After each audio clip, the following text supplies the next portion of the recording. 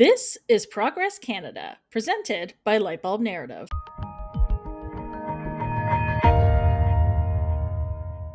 This season, we're partnering with Democracy Exchange, Canada's Democracy Summit, taking place April 16th to 18th in downtown Toronto. The summit tackles today's most urgent civic issues over 3 days of programming, including inspiring speakers, thought-provoking expert panels, and hands-on workshops. As a Progress Canada listener, you can save 20% off registration by using this code, Lightbulb at DXC26. Visit democracyexchange.org to register today. Today we're joined by global news journalists Colin DeMello and Isaac Callan. Thanks so much for joining me today. My pleasure. Thanks for having us. Okay, so we originally planned this episode months ago, and we have now landed on probably one of the busiest days this year so far for news. So we're going to try and keep it nice and tight because, I was looking through your Twitter feeds and it's only 1 p.m. at this point, and you've already broken a dozen stories at this point. So the life of a journalist, there's glory, but also a lot of hard work behind the scenes. I want to talk about the legislative break that we've just had. Or is still continuing for the next couple of weeks at the time of recording. So the legislature sat for just 51 days last year, and Ontario politicians have been on a 14-week break from their legislative work. Now, it doesn't mean they're on vacation, of course. They go into their ridings, they do other work. But they've been away from the House, which is where the Queen's Park Press Gallery, yourselves, tend to be working out of and are able to ask them questions, on a daily basis. So what impact does those long absences have on any kind of, scrutiny and storytelling that happens at Queen's Park? Maybe Isaac, we'll start with you since you're new to the show. Yeah, I think for us, it does have quite an impact because this government is not always as accessible as it could be. I think one example from kind of the last month or two would be the Project South investigations by York Regional Police, which involved serving police officers being charged with criminal offences. Michael Kersner is the Solicitor General. He's in charge of policing in the province.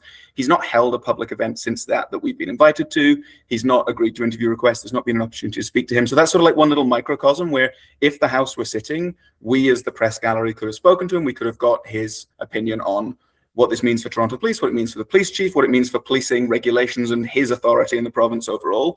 And because they're not sitting and the government has chosen not to make him available to us, we don't really have any recourse to speak to him. And that kind of is replicated across multiple files and makes it a little easier for the government to keep hot files a little cooler when we're not in the House. Yeah, I'll agree with that assessment as well. There's a lot of ministers who don't often make themselves available to us. And when we have the legislature in session, immediately after question period ends, all the ministers start to scatter. And that's really our opportunity to be able to, talk to them on a wide range of issues. Now, for those people who don't often come to Queen's Park and don't witness what that scrum looks like, the ministers will do everything in their power to get away from us. There is a series of offices that go from the Ontario legislature directly to Premier Doug Ford's offices. It's like a series of connected offices. And we like to call that Coward's Corridor or Coward's Alley, because sometimes ministers will come out, they'll wait there, and then they'll escape down that alleyway. They'll have one minister come out, so we all surround them in a scrum, and then all the other ministers just start to scatter and scurry right away. So, just because they're here at the legislature doesn't often mean that we will get them. It's not a guarantee, but the likelihood of being able to ask them a range of questions on more, minor topics is better. That being said, the Premier has also changed the game a little bit. Sure, the legislature is not sitting, but the Premier is more available now than he has been in a long time. And I think he enjoys that availability. He enjoys holding court with the media as well. Oftentimes his staff will, furiously try to stop a scrum from happening with the Premier. They will often, maybe up to half a dozen times, remind us all, but really reminding the Premier that was the last question, and he will enjoy talking to us. So, access to the government is limited when the legislature takes these long breaks, but access to the Premier is still in a bit of a steady state. So it leaves us with this weird feeling of like, okay, well, at least we have someone that the chief kind of spokesperson for the government to answer for everything in the government. But sometimes you want that nuance, and that's when you want to get the ministers. And that's where lacking question period and the legislature really hurts. I want to get into that a little bit more because today in particular has been a bit of a wild day. So you had the finance minister giving his little update speech that he does usually 2 weeks before the budget actually comes out. And that's, a downtown event that a bunch of people pay a bunch of money to go sit at and listen to. But then the premier decided he was going to do a bit of a spiel today, like you were talking about, his impromptu sessions with the media that he just sort of does. What did this morning look like for you guys? Because it seems like it was just a ton of stuff going on all at once that perhaps you didn't know was on the agenda at the start of the day when you woke up. Yeah, I mean, I think the premier really, maybe inadvertently, but bigfooted a couple of other ministers, right? You had the Minister of the Environment, Todd McCarthy, making an announcement about how they had, done all this time to consult on a particular, the future of conservation authorities, and now they're going to, consolidate them from 36 down to 9. He wants to talk about that. Minister Todd McCarthy is pretty proud of all of the work that he puts into things, and he likes to kind of remind people that he's, a consummate parliamentarian who wants to have as much input and isn't going to make a decision that is, going to catch everyone off guard, right? So he wanted to talk about that, but an hour and 15 minutes after, not even an hour, less than an hour after his news conference was scheduled, the premier was scheduled to speak. And then the premier took on all kinds of topics, right? From talking about the shooting that happened at the U.S. consulate to, his plan for the convention center, his plan for the Toronto Island Airport, which obviously is going to make shockwaves in terms of news. And that, maybe knowingly on behalf of the premier, that then derails the entire news agenda for the government. And he is the sole person. I also think when it comes to the shooting related to the consulate, I think the premier has this need to be a part of almost every news story that's out there, right? He came out and spoke about doing everything in his power to help him solve the issue related to the consulate shooting. I asked him, what really does that mean? What can the province do? I mean, these investigations are led by Toronto police. They may have, involvement from the OPP or the RCMP, but of course, none of that is directed by any level of government. And so I asked him, what can the province do? And the premier said, well, we're going to support the police. So, then it becomes clear that perhaps the reason for the scrum is the scrum itself, right? And being a part, being one of the voices in those stories. But to your point, though, Teresa, the finance minister is also announcing today that, the date of the budget and kind of giving you that early indication of the suppositioning about what the budget is going to look like. And, when the former Liberals were in power, that would have been a day unto its own, right? I remember when Charles Sousa made the announcement in 2018 that they were going to run a deficit. That was it. Nobody else was interfering with that because they know that that was the only story they wanted out that day, for better or for worse. So it sometimes it's mind-boggling to understand why the premier would want to bigfoot his own ministers, but that ends up becoming the end result. Just to emphasize Colin's point, I think it's hard to underestimate for people the effect that the premier's scrums have, even when they're kind of 5 minutes up to, today was probably 15, 20 minutes. He's incredibly clippable. He's incredibly quotable. He is the ultimate decision maker in the province as well. So there is both interest because of the importance of what he says, as well as the way in which he says it and sort of when he can be quite candid. And he does in these impromptu scrums particularly, he gets into all sorts of different topics. They're often not held for any particular clear reason. They'll start with a little bit off the top, like they did today on the shooting, and then the premier will take questions on whatever topic journalists want to talk about. So today, the Starlink contract was one of the questions. There was also the issues in Iran. There was all sorts of topics across the spectrum. The budget as well was mentioned. So now that story about the budget won't just be the finance minister. In fact, it'll probably be the premier's quote saying that there'll be no cuts in this budget that take precedence in that story over Peter Bethlenfalvy's own framing of the budget, something that his team have obviously put a lot of work into at the Empire Club speech. So it's just from a journalist and a newsroom point of view, I think it's hard to underscore just how important these scrums are and just how much they take away resources from other stories and how many questions editors and so on have about this quote. And the premier said this, do we need to include that in our stories, and kind of, the airtime they take up, really. It's really funny because, when I was in government, I've had the premier's team take over announcements I've been planning. I like to think it's because I did such a good job and they thought, oh, the premier should do this. It's such a good announcement. It was never the case that she just sort of stumbled into doing the announcement accidentally. It's a very different vibe under this government. I want to talk about some of the reporting that you folks have been doing over the last few months, really the last few years, because despite all these things that shoot up every day, you are really focused on deeper stories as well and tracking, longer term narratives of what the government is up to. And one of the earliest ones was around government record keeping. So it started with not releasing mandate letters, which is something, in all fairness to the premier and his government, historically governments didn't used to do that. Kathleen Wynne and Justin Trudeau started doing that. It became more of a trend, and now it's getting walked back a bit. But they hid mandate letters, and they ended up going to the Supreme Court to make sure that they didn't get revealed. So we always wonder what's in these things. You guys reported a lot on that.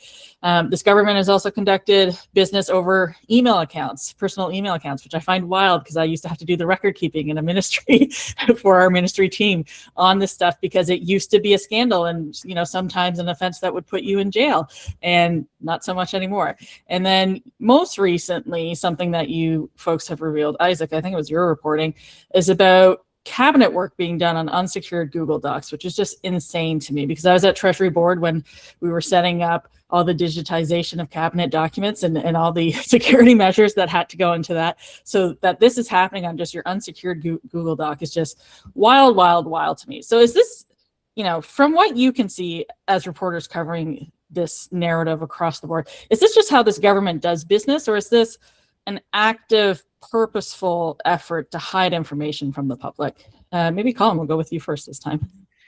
I mean, I think the tone is set at the top, right? And it's Premier Doug Ford largely who operates in this way. I mean, you kind of have to go back to, 2010 or so when, Rob Ford became mayor, and largely he became mayor based off of, about like half a decade or a decade worth of interactions with individual constituents, not in his riding. I mean, Rob Ford would famously tick off a lot of other councillors because he would go into their wards to deal with issues. But that kind of customer service retail politics was Rob Ford's to begin with, and then it kind of moved over to Doug Ford. And central to not only how they operate, but just to their brand, who they are to their chorus people is being available and accessible, right? And it is true to say that there probably hasn't been a politician in Ontario's history who's been as accessible or, to the public. Now, there's a difference, of course, between being accessible and, him actually listening to what they might have to say, right? I'll give you an example. There have been a ton of students who've been inundating the premier's cell phone with phone calls and text messages about the OSAP cuts. He's not necessarily, as of right now, reversing those, right? So there is a difference between him being accessible or him having an open mind to what those people necessarily have to say. But I think because of that cell phone, that really then creates the entire ecosystem within which the government communicates.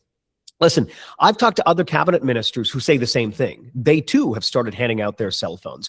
We've FOI'd not just the premier's cell phone, but we've FOI'd the government cell phone of other cabinet ministers, and we found they too barely use their government issued cell phones. They use a lot of their personal devices to communicate with people. And there is a definite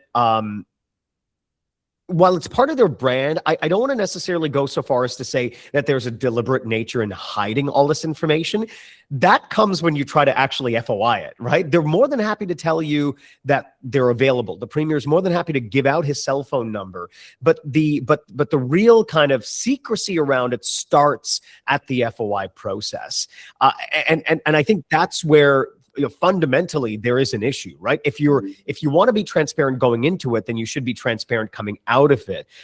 So to give everyone an idea of where our whole fight with the cell phone started, it was November of 2022. The premier was having a face-off with CUPE, the workers, the education support workers in schools.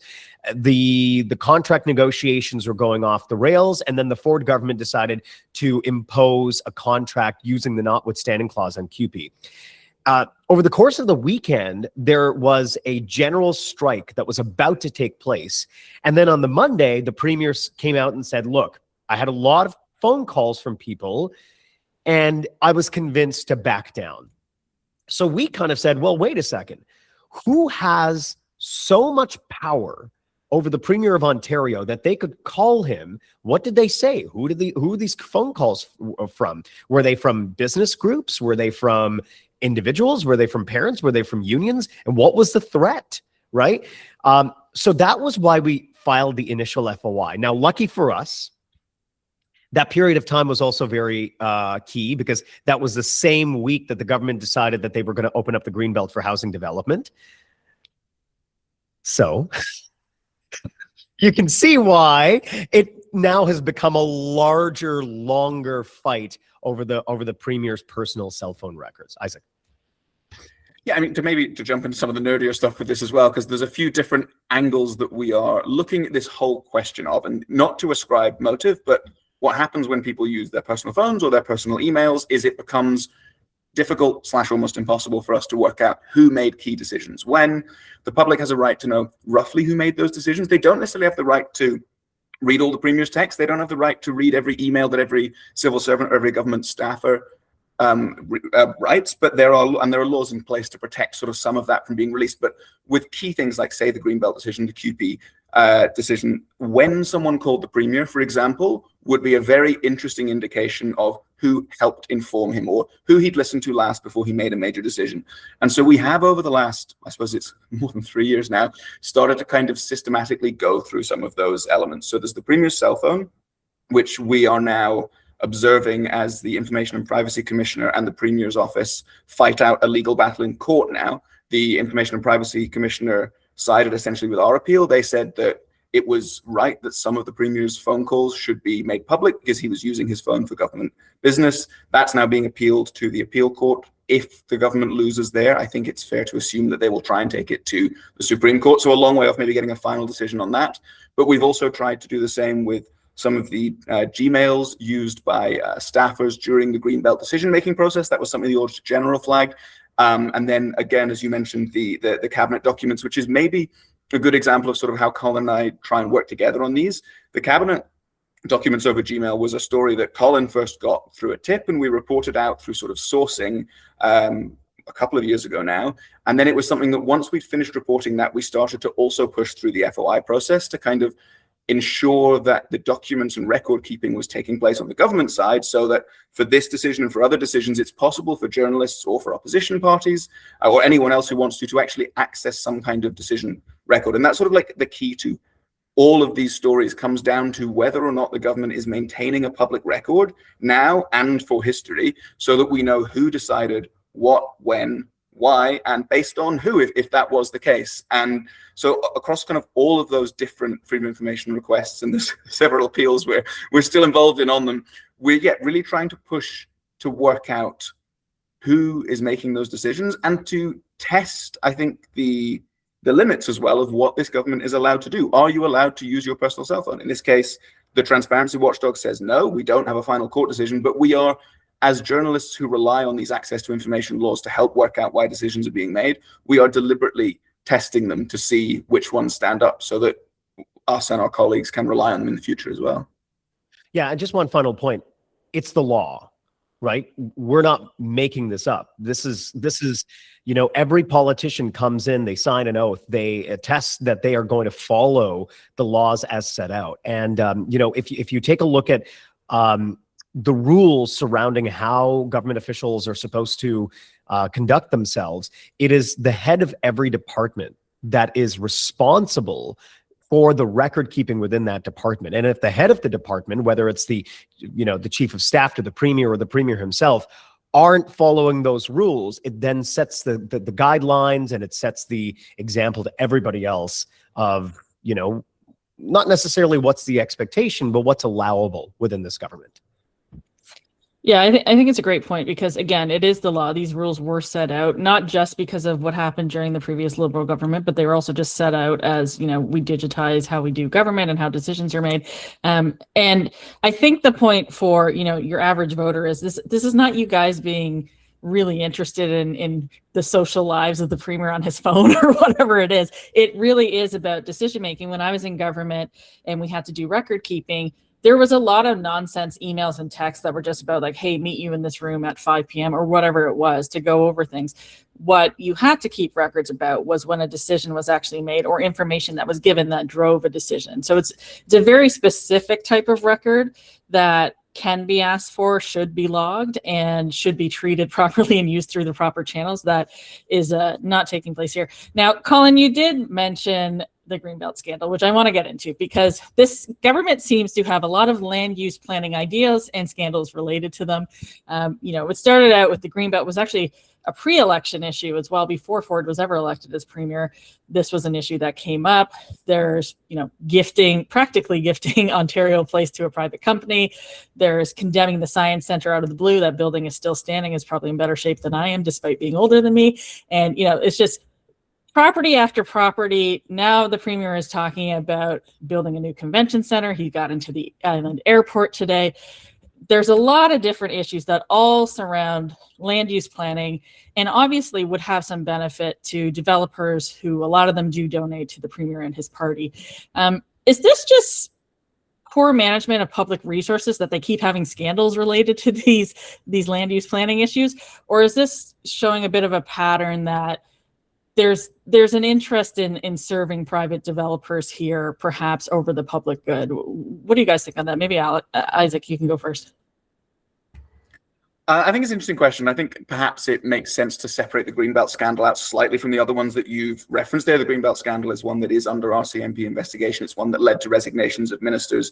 Some of the other examples you've listed are certainly unpopular, and I think the opposition would call them scandals, but the government may take issue with some of that framing. Right. I think it also comes down to what we've talked about, who has the ear of the premier and who's talking to the premier. I think when it comes to, say, Ontario Place, I think the premier is very animated about that vision. I think there is a very generous and sympathetic reading which says that the premier has seen the renders of Ontario Place, at the Science Centre at Ontario Place, at the Thermes Spa and Water Park, and he really, really likes it. He likes the way it looks. He likes the idea of it as a legacy project, and someone who he's spoken to has sold him on that vision, and he's essentially gone around deconstructing the parts to make that vision a reality. I think the Science Centre is a good example of that, right? There's a logical argument that says the Ontario Science Centre is moved to boost the Ontario Place vision because the premier wants Ontario Place to be sort of the ultimate destination in the city. So I don't know whether it comes down to kind of your poor decisions on land use planning as much as it does come down to separating the Greenbelt scandal out again, that the premier is very interested in these massive projects. He likes building things. This premier's legacy will, among other things, will absolutely be that he built probably the most transit of any premier. He'll have built large highways. There will be huge parts of this province that people use every day, 20, 30, 40, 50 years, that Doug Ford will be able to take credit or responsibility for, depending on how they pan out. But I think a lot of it in this comes down to the personality of the premier and his approach to seeing how a city could develop, which isn't necessarily one the opposition like. It isn't necessarily one that his people who don't vote for him like, but I think it is something that really does motivate how he goes about decisions. And once he has that vision, we have seen examples of pushing through any barriers in the way. I mean, even today, right, talking about expropriating the Toronto Island Airport. He has this vision now that he wants to see jets at the Island Airport. He wants to see it expanded. He's calling it a gold mine to have an airport, a bigger airport in the downtown, and he is now just going through using all the powers available to him in a way that maybe other premiers haven't, the absolute maximum amount of the powers available to push through, or if you're a critic, bulldoze through any of the barriers that are stopping him from achieving that vision. I would also say you could almost look at Doug Ford's relationship with building pre-Trump and post-Trump. So pre-Trump, both Rob Ford and Doug Ford really seem to be enamored with the number of cranes in the sky at any given point, right? Both of them had always talked about the idea of if you're flying into the city, you'll see X number of cranes, boasting about it as if, in their view, the number of cranes directly equated with, how the city was prospering because people wanted to come here, they wanted to build things here, and there was expansion and growth. so once the premier kind of came into progressive conservative politics as the leader, there's obviously that infamous video from 2018 in which he's not only promising to open up the Greenbelt, but he very explicitly says it later on in the video. He said, look, I got this idea from developers. I've been speaking to some of the biggest developers in the country, he said, and they said, if you give us land in the Greenbelt, we'll be able to build homes to make it more affordable. So he'd been talking about the idea of housing affordability since 2018, but in 2018, you could tell that it was largely driven by developers who, to your point, Teresa, had donated to the party, as they donate to every party, and we're looking to kind of further their goals. At some point, the premier realized the impact that construction could potentially have on the economy, right? They really see it as an economic driver. And I want to say that this probably happened sometime before the 2022 election, sometime after COVID-19, where they started really looking at infrastructure projects as a way to help the economy rebound, right? I mean, the infrastructure projects would obviously need a lot of raw materials, would obviously need a lot of people to build them. They even started talking about how colleges and trades would be more important, and their focus would be on that to create a pipeline of people to be able to build. But, the 2022 election and housing, that was their ability to finally realize what the developers had wanted, but it obviously exploded in their face in terrific fashion. And even today, housing construction is all but ground to a halt. But then comes Donald Trump and Mark Carney. And now we're in this new environment in which everyone appears to be on the same page that, yes, we want our institutions to start, constructing things. We want to see projects fast-tracked. It's all in the national interest. It's all in the Canadian good. And I think the premier is either tapping into that, if you look at it from one way, or using that, if you're looking at it from another way, to really now realize other dreams. And Isaac is right. The premier loves tangible things. He loves things that you can touch, that you can drive on, that you can see, that will exist and survive for a long time. And Isaac's also right that the premier is going to be building a lot of things that are going to be, a net gain for the province for a long time. And the way the province views these assets is, this is not money you're just spending on something. You're getting something in return, right? There's an asset that can be used for a long time by individuals. So I think that's where all of this is now. The premier is now, I think, going, full steam ahead on all these infrastructure projects that in some cases, nobody in the government knows where all of these things are coming from, where these proposals, as an example, an island or a peninsula for a new convention center, where is that coming from? Nobody knows. The idea of expanding the island airport, is that a federal thing? Is that a provincial thing? Nobody knows. But all we know is that the province has the federal government support, and they're going to go do it hand in hand. And everyone likes Mark Carney, so can't argue with it. I had a few thoughts while you guys were talking. First, Isaac, I think there's a sense that, journalists are jaded and don't give government the benefit of the doubt. And I think you have definitely destroyed that myth here, because you were very generous to them in your answer. And then Colin, I think you're right. Like, I have my own feelings about Doug Ford, but I think he is mainlining a sort of FDR populism here where, you build your way out of economic struggle. And I think he is a big picture guy, and he doesn't necessarily care about the minutia of how all these things get worked out, which is why sometimes you get really bad contracts that maybe aren't in the best interest of the public. But as long as the end goal of the building is there, he's, pretty happy about it. So, but the problem, of course, is sometimes those little issues as you're building these projects or figuring out land use actually do become a problem. So I want to talk a little bit about the RCMP investigation, because to your point, Isaac, this is a very different situation than a lot of the other situations, because there has been suggestions of criminality.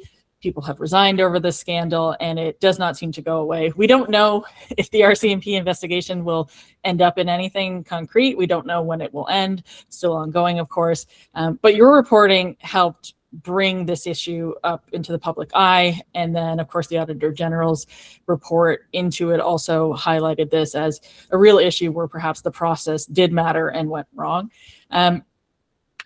Does the police involvement in that mean that this wasn't just a policy mistake, that there was actual perhaps illegal behavior here, and that there's some things to be learned about how that scandal went wrong versus some of these other building projects? You know, the central question for the RCMP, as it was for the OPP, was a breach of public trust, right? Was some developer somewhere being informed about provincial policy before the policy was actually made public? And, you know, did they stand to benefit financially from those decision makings that they were let in on? Now, we know from the Auditor General that developers were given, you know, preferential treatment, that they were allowed to influence the process, right? We also know from the Integrity Commissioner that shortly after the 2022 election, the Premier gave specific instructions to his housing minister, Steve Clark, at the time, that, you know, he was to look at codifying either the opening of the Greenbelt or land swaps related to the Greenbelt, right? That was a direct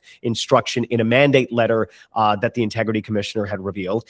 The Minister of Housing was kind of against it, it sounded like, from that report. But what he did was he put his fingers in his ear, hit head in the sand, and basically said, "Oh, I'll let my chief of staff deal with it." So the fundamental question for the RCMP is there some kind of breach of trust? Was there, was there some shortcoming, or was there something criminal that happened here?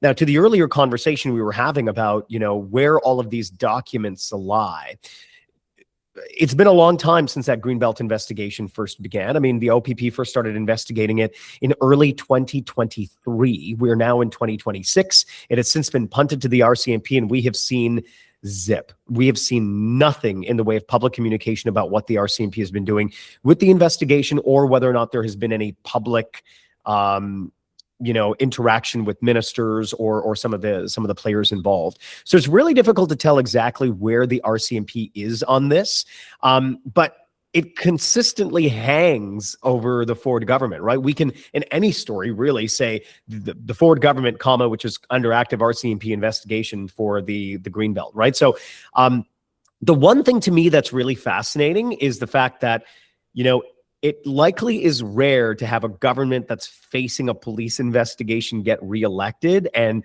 remain so high in the polls. I mean, we all remember, with the former Wynne government, what riding was it? Was it Thunder Bay, Teresa? The one?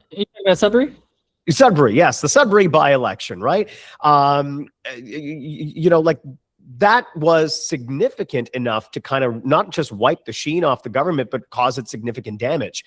This government just keeps plodding along. And so, it is really interesting to see the extremes in terms of having a government that's facing RCMP investigation, but yet people are happy to go along with the government for all the other reasons we've been talking about, like, building up the province. Yeah, just to underline, I think, sort of the point you made originally, Teresa, about the existence of the criminal investigation. While the criminal investigation existing doesn't mean that anyone has been charged, or it doesn't prove criminality has taken place, also true to say that the police don't generally or regularly investigate government policies. Government decisions aren't routinely being investigated by the police, and police also, when they start investigations that are absolutely going nowhere, or where they find no merit whatsoever to what they've been asked to investigate, they have the power to end those investigations. So the RCMP has found itself in this confusing position for the last 2 years, really, where it is saying there is enough here that we're keeping this investigation open, and we want to work out what happened to understand the full picture and see whether or not we need to bring any charges. But they're simultaneously, essentially, implicitly saying we've not found anything yet that has us in a position to lay those charges or to move forward, nor have we found anything that gives us complete confidence that we can close this investigation down. So you have that sort of like that slight effect of the investigation hanging over the government, but without it ever having moved on beyond when it was first announced. That, beyond a couple of interviews of staff around the Premier's office who were interviewed as witnesses, the RCMP was very clear to say at the time, we've had no updates whatsoever. So the investigation from a public point of view and from the media point of view is at exactly the same point it was before, which is a question but not a charge. And that's a very curious place for a police investigation to be for this length of time, when everyone involved says they're cooperating. It's interesting too, because you're talking about how it's hanging over the government, and even in the answer that was given in the scrum today about the shooting at the consulate, the premier made sure to say that he doesn't direct the police because, of course, this famously is with the RCMP because of his cozy relationship with the OPP and how they thought, hey, maybe we need some distance from this in this investigation. So it clearly is influencing some of the decisions that are being made in the government since then. Just as an aside, do you guys think that this will come to a head at any point? Will they say, okay, we've closed this investigation? Is there, an end to this ever on the horizon? Well, I mean, it's binary, right? It's either there are going to be charges or there are not going to be charges. I would suggest that, given the fact that it's taken this long, we've also been told as an example that, some of the key players may not have been interviewed by the RCMP yet. There may not have been any kind of order to protect all of the information, like the emails or text messages that people had from the time. And the longer you kind of get away from it, I mean, since the Greenbelt scandal happened, that was now, 2 chiefs of staff ago, right? 2 chiefs of staff ago, sorry. Yeah, that's Did right. I get that right? Sure, somewhere along that line. But I mean, essentially, the longer we get away from that event horizon, the less likely it appears to me that there's going to be a charge here. And also keep in mind, I mean, charging anybody in a government is such a significant thing for the RCMP to do. There would have to be overwhelming public interest, and even the public interest seems to have shifted away from, the Greenbelt scandal. That being said, I will say, of all the scandals that this government has faced, the Greenbelt remains the most recognizable scandal. I mean, there have been so many, right? Like, even talking about the premier saying he doesn't direct the police. I'm not sure if you remember this, but it originated around the cannabis legalization back in 2019. The government, the former chief of staff, Dean French, had essentially said they wanted to see raids of illegal cannabis shops on CP24 by noon. By noon was what they said. And that leaked, and it created such a commotion that the premier had to come out to say, look, we don't direct the police. But of all the scandals the government has ever dealt with, the Greenbelt remains the most resonant with people at home, but it isn't enough to change their impression of the government. Maybe it only serves to confirm preconceived notions. And now any scandal that happens after the fact, it only further confirms that notion that perhaps there are people in the room who stand to benefit from the government's decisions. And, sometimes maybe they're not driving the bus, but maybe they have their hand on the steering wheel from time to time. I would only add that I think, it is a binary, but there's a sort of kind of an option C in that there are either charges or there are no charges. But as we saw with the Liberals and the gas plant scandal, technically police can lay charges that are adjacent to the allegation, but not directly the same thing. So, in this case, we've talked already about record keeping. We've talked about whether or not the government is going through that process the way they should. And if the police were to get to a point, theoretically, where they didn't find something to do with the Greenbelt scandal specifically, but they did around destruction of records or not keeping records properly or withholding records, something around that, they could theoretically also go down that route as a sort of alternative charge. We have seen it before with the OPP, but it's far from a guarantee. I want to touch on another issue. So, Colin, you've just mentioned, of course, that despite these scandals, this is a bit of a Teflon government, specifically Ford himself, and these things haven't really reduce the popularity of the government. Like you were talking about how investigations by the police usually do. I can think of the Paul Martin government's example and how that immediately tanked that government in the polls and during that election. And then, it was a very brief investigation that proved nothing, but, it did tank it.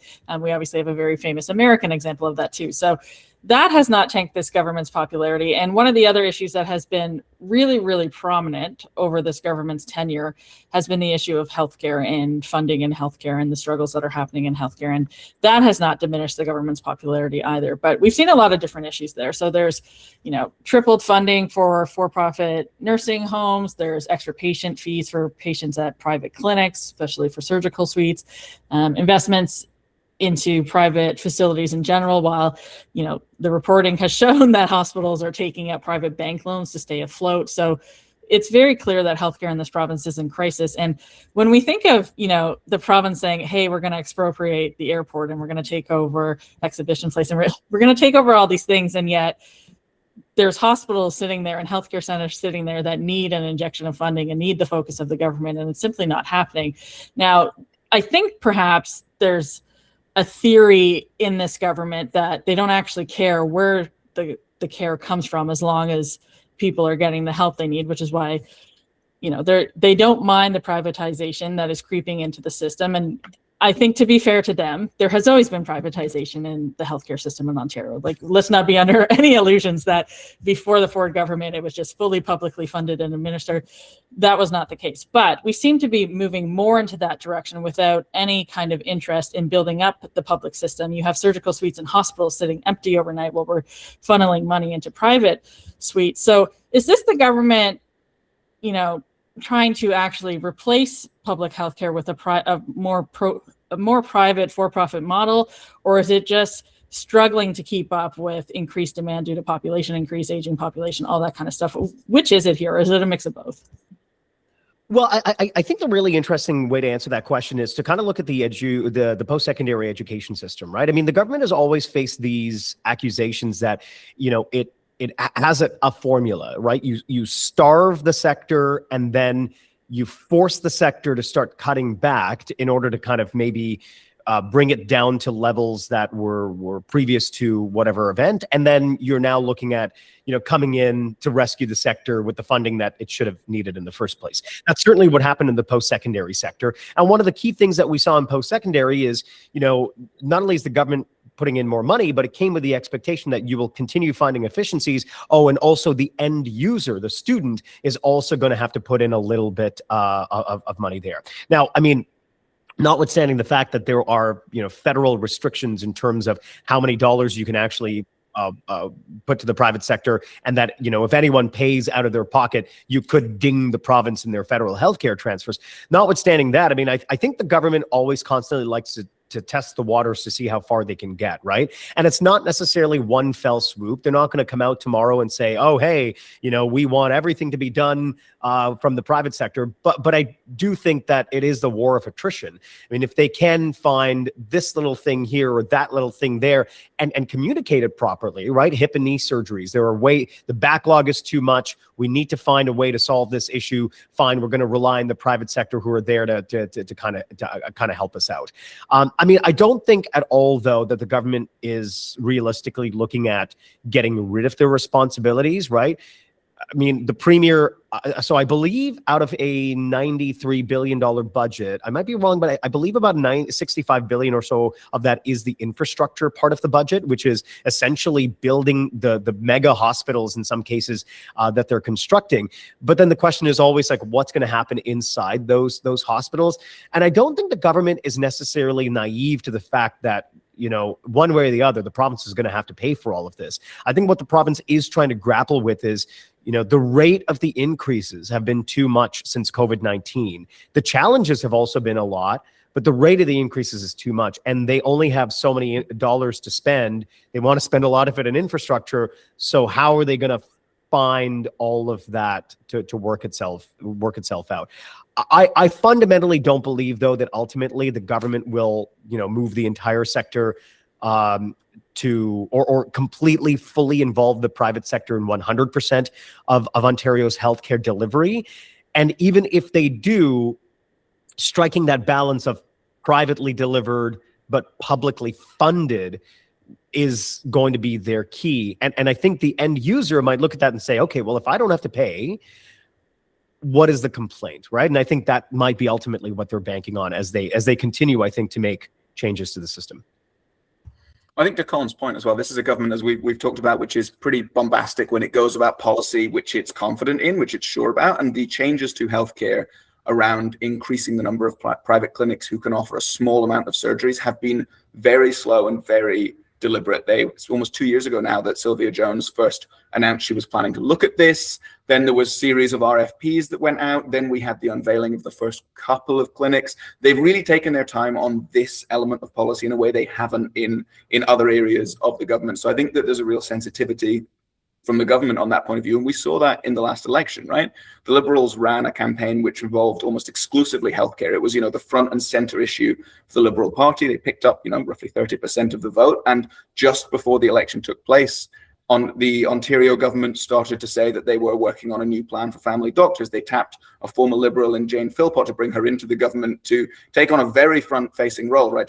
Jane Philpott isn't in the background. She's at news conferences with Sylvia Jones, explaining what her theory is, and almost Sylvia Jones is there as the manager, and she's the policy lead, and, at times looks like the politician in these situations. So I think I agree with Colin's assessment, but I think the government is aware that this is a really weak issue for them in a lot of people's eyes, and that if they move too quickly on this, or if they seem to be moving too quickly on this, that would prove very unpopular, and that they need to, if they are going to introduce any kind of more private elements or move things in that direction, they need to have a case to prove that it's working, and a reliable narrator, I think, to help tell that story, which is something that Jane Philpott, I think, has also been brought in to help them do. I have many opinions about private healthcare and, it being more expensive to add profit into the mix, but that's for a different podcast episode. I did promise I'd get you guys out of here very quickly, so we'll leave education off for now. You guys will be back at some point and we can talk about that more. But as the House returns and everybody begins to sit again, obviously one of the big focuses on your reporting is going to be the upcoming budget on March 26th. But beyond that, what sort of issues should the voting public be looking for as we return the House, now that this long period away from scrutiny is coming to an end? What kind of issues are you expecting to come up? What are you sort of following right now? And what should people be looking for? I think OSAP is going to be the headline issue, right? At least at the beginning of this legislative session. And the reason why is because both the NDP and the Liberals, I think, rightly view this as a big voting bloc that can be taken advantage of. I mean, for the Ontario Liberals, you have a number of leadership candidates who are going to want to take, some of them are, I think, fresh out of university, but you have a person like Eric Lombardi who might want to kind of appeal to that demographic. You certainly have Nate Erskine-Smith, who, really appears to appeal to like the younger grassroots part of the party. And I think everyone is looking to see how angry are those kids over OSAP. Can this energy be channeled? And can, we as an individual party take advantage of it? The NDP is much of the same. I mean, the NDP has started their own website called Save OSAP that, collects not only stories of students who are struggling with OSAP, but also their information, right? And the party's collecting the information. Why? Because they want to build a new database of young potential voters who could be, wooed over to their camp. So I think the opposition will try to hammer home the idea of OSAP quite a bit. There was a protest at Queen's Park that got out of hand, but before it did, all three opposition parties, including the Greens, were here, kind of participating in the protests, telling the students we're the ones who will stand up for you. So I think that'll be a huge issue.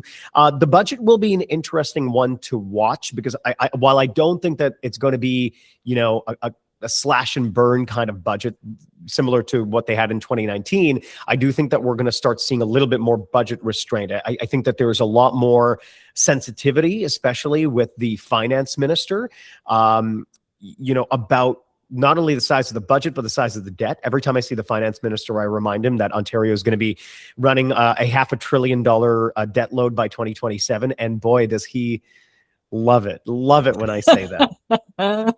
Love it when I say that.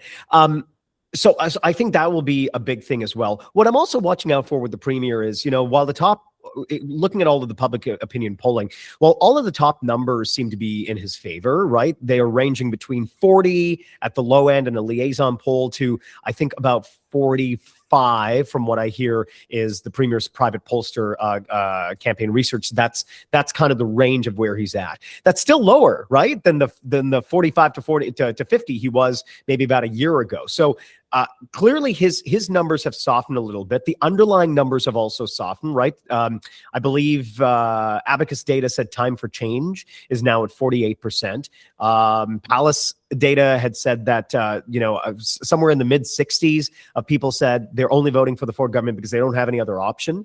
And then, Liaison Strategies also found that a lot of the people who were once decided and leaning towards the progressive conservatives during the 2025 election are now, leaning, if they're undecided, towards some of the progressive parties. So all of those things spell a bit of trouble. There's also Project Ontario, that, right-wing group that, is looking to kind of question the premier and his policies and this government on its conservatism. So there are a lot of things happening at the same time. We're also going into year 8 of this government, which, for any government, any premier, any prime minister, any leader will start to have this this tiredness effect that some people might feel. So is the premier going to be as publicly exposed as he is now? Will they start to kind of calm him down a little bit so that he's not always in the public eye and people don't get tired of him?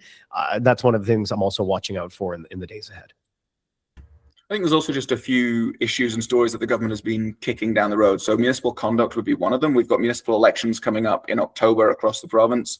The government has been in some form working on some kind of code of conduct or rules for councillors to either get rid of difficult councillors or at least bring more accountability. But we've seen some councils, Pickering is the obvious example, which have been sort of paralysed by dysfunction. And as far as we understand it, essentially, every time this law gets close to being ready, the premier kind of puts on the brakes. It gets stuck somewhere in the premier's office and it doesn't become a reality. We saw one law that was entirely got rid of and then it was brought back. And now in theory, we're waiting for third reading on a municipal accountability piece of legislation, but we've seen no indication that third reading is yet coming.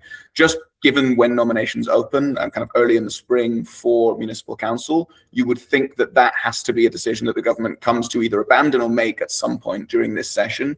We're also at this point, this is something that I've been following quite closely, but we're now a year delayed on when the government said it would publish its audits into child welfare. You remember about a year and a half ago, the child welfare sector was under a lot of pressure. There was excellent reporting from the Toronto Star into the tragic death of a girl who was associated with care. There was also stories about children being housed in temporary locations. We did reporting on the number of deaths associated with the care network. And sort of kind of amid that storm, the government said that they were going to look at the child welfare network. And they decided, as Premier Ford often does in these situations, to take the kind of cost-based approach to suggest that the sector was full of waste and that some of these issues could be sorted out by auditing the sector and then taking those findings and making it more efficient and trying to make it more accountable. We've seen them do that before with municipalities. Those were audits that were never published. The government made a commitment to make these audits public. They were meant to be finished in the spring of 2025. We're now heading into the spring of 2026. There's no word whatsoever on them from the government. So that's something that they will have to either admit they're not publishing and they're not changing, or publish at some point. And then, you mentioned education. I think it would be remiss of us not to mention that as a storyline of this upcoming legislature, because Paul Callan now has 8 school boards in Ontario under his direct control. Therefore, decisions being made in those school boards are now his responsibility, and parents can really only look to the Ford government when they have complaints about how things are being done. Although it's only 8 of Ontario's 72 school boards, those school boards are essentially the province's biggest. About 750,000 students attend those school boards. So when Colin talks about pressure on the government as well and popularity, part of that will now come from parents. Parents who maybe once blamed a trustee when the budget came out or when a music program was cancelled will now have to look at their local MPP or at the Education Minister, Paul Callan, who is sort of still circling around the issue of whether, trustees have a future at all in Ontario, kind of hearing contradictory messages about where that will go. But that's something else that you would imagine they'll have to make a decision on soon, because trustee elections take place at the same time as municipal elections, which gives you an October deadline. So there's a lot of decisions that will have to be made, or they'll have to admit they're not making them at some point during the next couple of months as well. I think that is an excellent wrap up. I'm going to be following your Twitters very closely, obviously, and all of your reporting online. If folks don't already follow you, you should check out Global News. You do excellent reporting, both live real-time reporting, but also in-depth investigations as well. I don't know how you guys find time for it, and I don't know how you found time for me today. So I really, really appreciate you coming on, and I will let you guys get back to your stories. Thanks again for coming on. Thanks for having us. My pleasure. Thanks for having us. You've been listening to Progress Canada, presented by Lightbulb Narrative, a Canadian-owned company specializing in strategic communications, narrative development, and content creation. Our music today was composed by Elliot Middleton. If you enjoyed today's episode, please consider subscribing to access future episodes the moment they drop. Thanks for listening.